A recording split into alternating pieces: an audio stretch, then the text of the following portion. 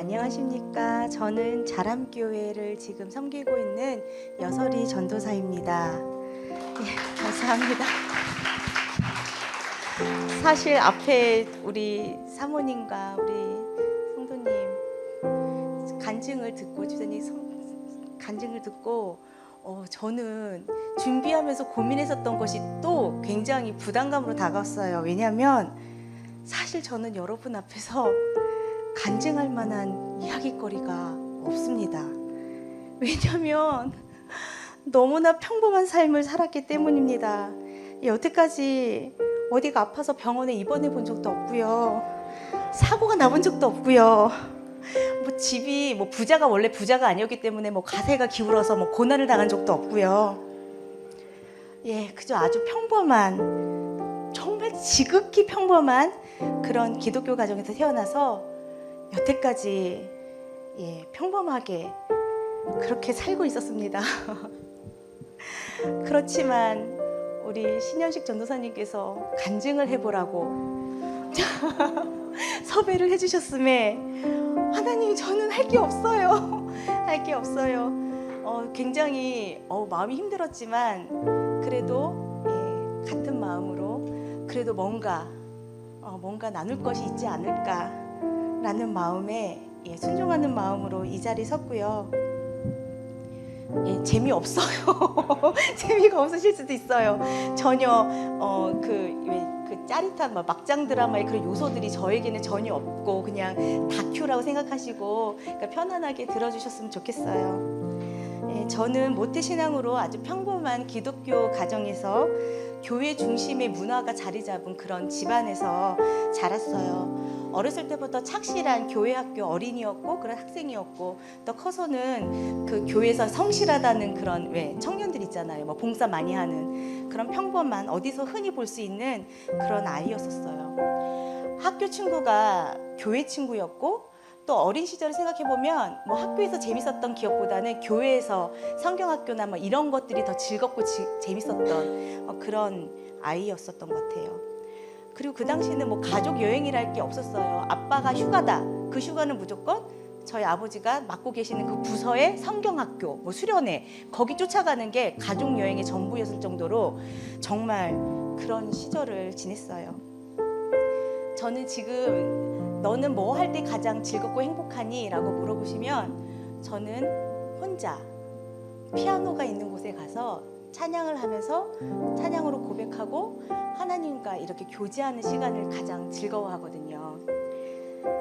그것을 할 수 있었던 시기가 언제였냐면 저는 초등학교 5학년 때 처음으로 피아노를 배웠어요.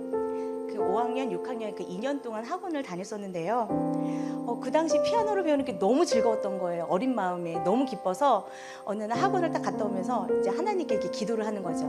하나님, 제가 피아노 잘 치게 되면 반주해드릴게요. 그랬어요. 하나님, 반주자를 써주세요. 이런 겸손한 그런 소원의 고백이 아니라 굉장히 뭔가 발칙하게 선심 쓰듯이 해드릴게요. 그랬어요. 그런데 이렇게 부족한 기도마저도 하나님께서 기쁘게 접수 받으셨더라고요. 정말 제가 반주를 하게 된 거예요. 잘 못하는 애가 중학교 2학년 때 유치부 보조교사를 하게 됐는데 그때 반주로 하게 된 거예요. 겨우 동요 치던 아이가 유치부 선생님이 한 분 계셨어요. 그 한 분이 아이들을 가르치시고 찬양지도 하시고 하는 게 너무나도 이렇게 어린 마음에도 되게 안타까워 보여서 선생님, 제가 반주해드릴게요. 그랬어요. 그래서 그때부터 반주의 길을 걸었고 하나님은 저를 반주자로 세워주셨습니다. 그리고 지금까지도 귀하게도 하나님께서 사용해주고 계시는데요. 그런데 이때가 되게 중요했던 게 뭐냐면 이때 만났던 유치부 아이들이 너무 예쁜 거예요. 그 아이들에게 반했어요. 그래서 제 마음에 난 유아교육과를 가야겠다. 그리고 정말 유아교육과에 진학을 했어요. 그래서 서울과 부산에서 합치면 한 24년 정도 교사 생활을 했어요. 지금 학교 들어가기 직전까지 저는 교사 생활을 하다가 그렇게 학교를 들어간 거예요. 근데 신기하게도 이제 교회를 옮길 일들이 있어요. 어린이집을 취업하다 보면 교회 부설 어린이집을 가게 되면 그 교회를 이제 섬겨야 되는 그런 일들이 있거든요. 그런데 그렇게 교회를 옮기게 되거나 아니면 새로운 그런 교회 공동체를 들어가게 되면 제일 먼저 하나님께서 불러주시는 자리가 반주자의 자리인 거예요. 사실 지금 제가 공부하고 있는 부산 장신대 채플 반주도 제가 하고 있어요. 새벽기도 반주도 제가 하고 있어요. 너무 감사해요. 신기해요. 그 어린 시절에 드렸던 그 철없는 기도를 하나님께서는 아직도 기뻐해 주시고 그것으로 인하여 사용해 주시는 거예요. 저는 서울에서 살던 저는 부산에 살고 있었던 불신자 남편을 만나게 됐어요. 이 만나게 된 스토리도 길기 때문에 여기서 나는 스킵하고요. 결혼 전에는 그렇게 교회에서 진짜 봉사 많이 하고 뭐 날고 긴다. 지금 뭐 우리 유진 자매 정도 정말 많은 일을 했던 것 같아요. 근데 결혼하고 나니까 자유로운 게 하나도 없는 거예요. 뭐 우리 남편이 불신자인데 우리 시댁도 뭐 불신 가족이었겠죠. 겨우 예배 출석하고 그렇게 자유롭지 못한 상황들을 맞이하게 됐어요. 그저 집 가까이 있는 근처의 통합교단 교회 겨우 찾아서 주일만 겨우 숨만 쉬고 살던 때였는데 교회를 갈 때마다 저게 그랜드 피아노가 있는 거예요. 보는데 만지고 싶어 죽겠어요 막. 그런데 그럴 때마다 그냥 지나쳐야 했던 시간들이 좀 있었어요.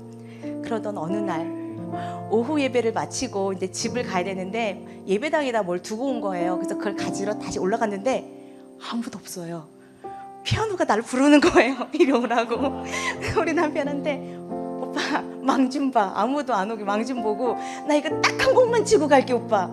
그러고 나서 딱 앉아서 건반을 딱 누르는데 와, 그 은혜란 너무너무 감사했는데 갑자기 문이 확 열리는 거예요. 깜짝 놀라봤더니 어떤 분이 여자분이 보더니 문 딱 닫고 나가시는 거예요. 기분이 되게 싸한 느낌 있잖아요. 왜? 뭔가 이게 걸렸다라는 느낌? 알고 봤더니 그분이 그 당시 담임 목사님 사모님이셨던 거고요. 그 뒤로부터 몇 주 뒤 부목사님이란 분한테 전화를 받았는데 수요 예배 반주 좀 도와달라고. 그렇게 부산 첫 교회에서 또 반주자의 자리로 하나님께서 불러주셨고 그렇게 낯선 부산의 교회 공동체 안으로 제가 한 발짝 들어가게 되는 계기가 되었습니다. 그러다 교사가 부족하다고 그래서 교사 좀 하자고 뭐 중등부에서 뭐 여러 부서에서 이제 요청이 온 거예요. 그러니까 서울에서 좀 한다던 여자애가 이제 여자가 왔다니까 이제 막 섭외가 들어오는 거예요. 근데 그 당시 이제 초신자였던 남편, 결혼 전에는 신앙이 없었던 남편이었는데 이제 약속을 하고 이제 교회를 다니기 시작했으니까 잘 모르시는 분이에요. 그래서 이제 거짓말을 했어요. 오빠 세례받고 집사가 되면 봉사 하나는 꼭 해야 돼. 진짜 믿으셨어요.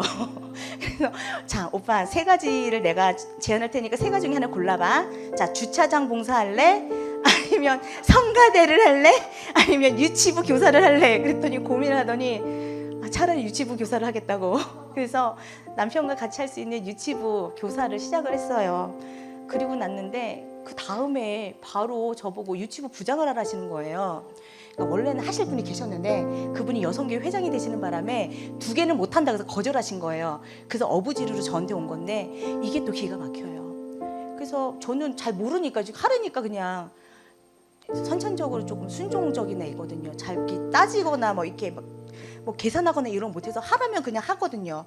예 하고 했는데 세상에 그때 전도사님들 중에 한 분이 암의 진단을 받으셔가지고 사역을 급하게 못 하시게 된 거예요.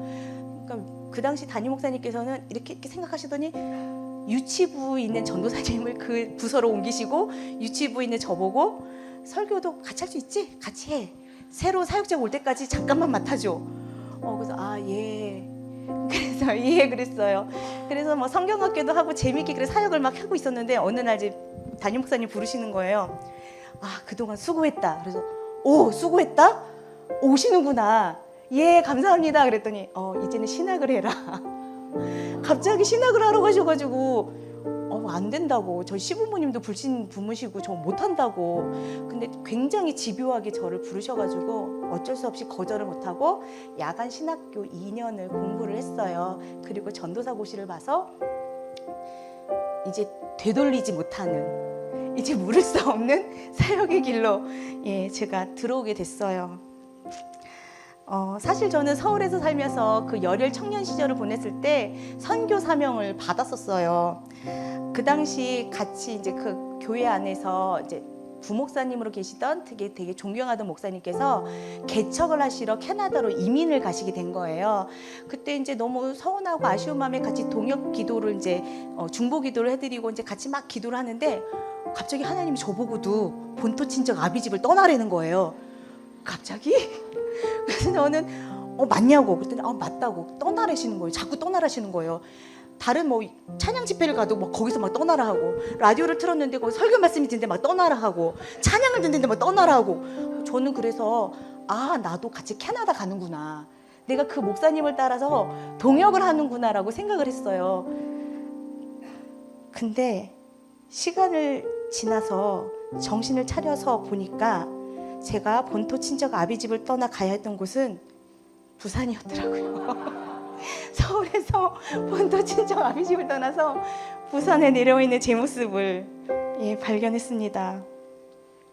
이 부산에 내려와서 저는 신학의 길로, 사역의 길로 부르심을 받은 거예요.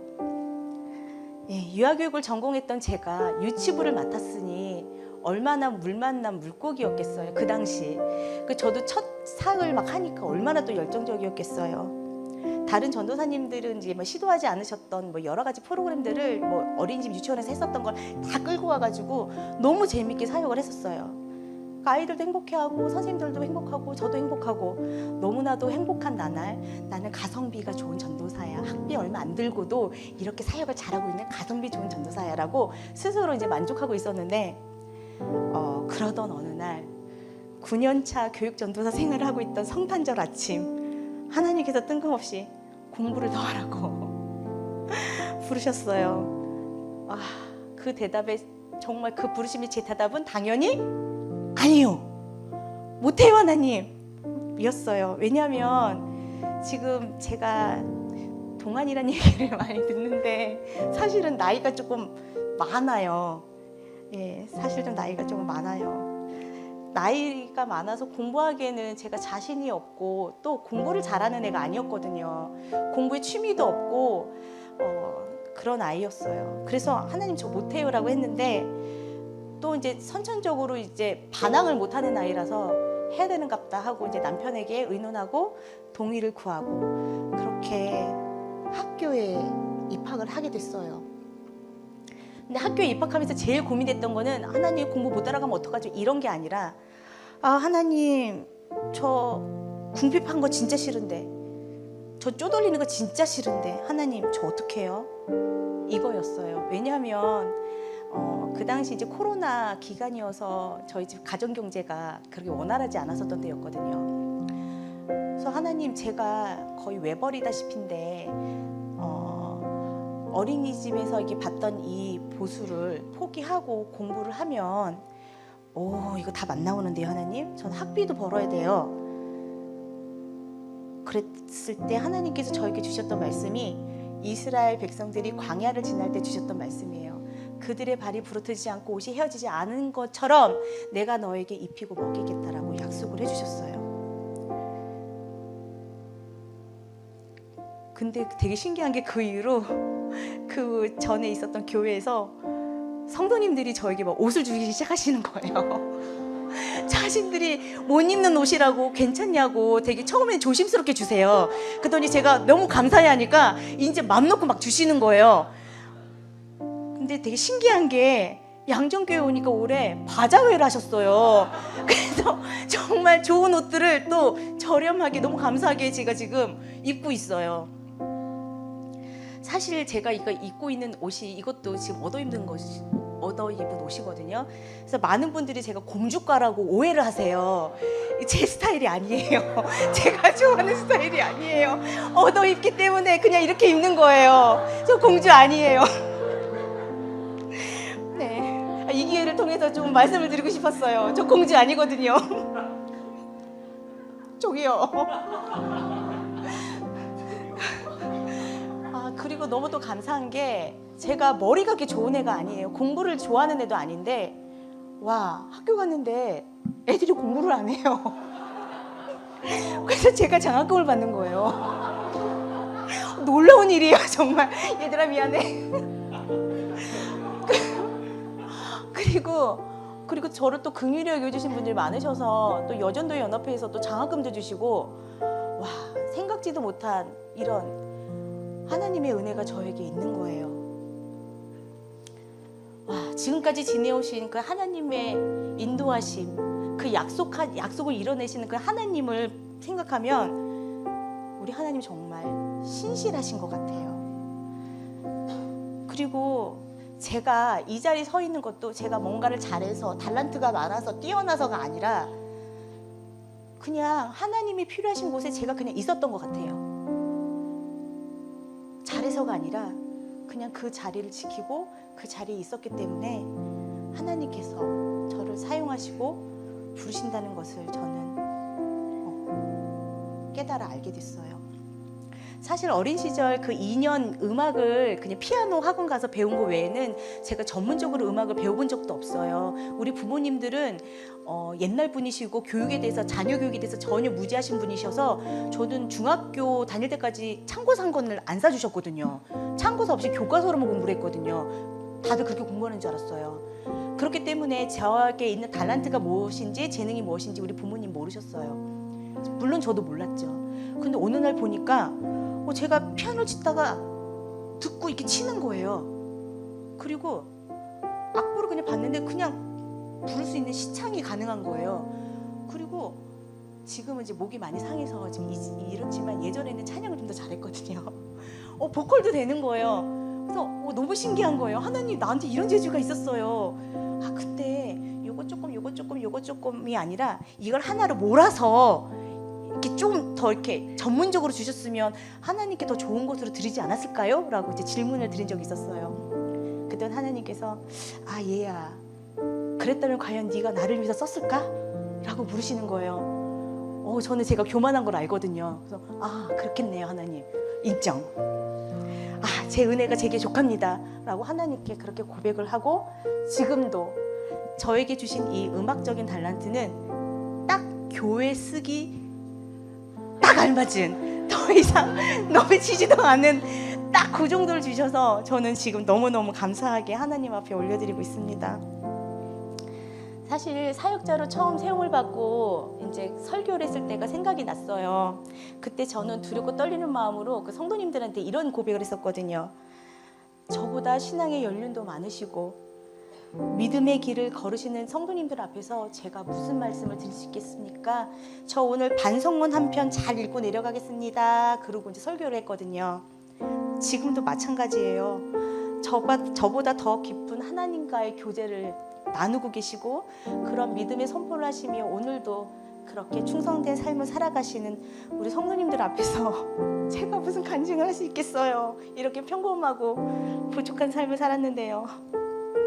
그렇지만 제가 고백할 수 있는 한 가지는 지금까지 지내온 것은 무조건 하나님의 크신 은혜입니다.